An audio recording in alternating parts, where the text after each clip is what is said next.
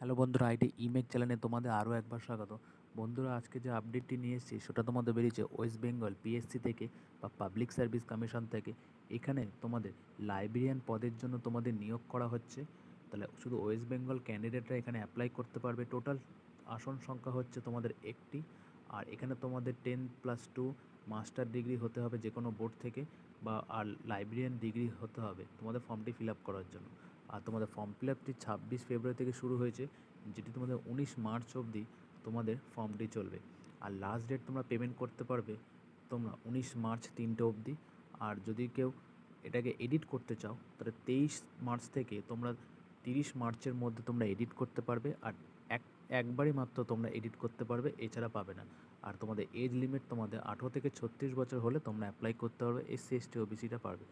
তাহলে এই হলো একটা আপডেট। যদি ভালো লাগে তাহলে অতি অবশ্যই লাইক শেয়ার সাবস্ক্রাইব করো, কমেন্টে জানিও। দেখা হবে পরবর্তী কোনো শর্ট ভিডিওতে।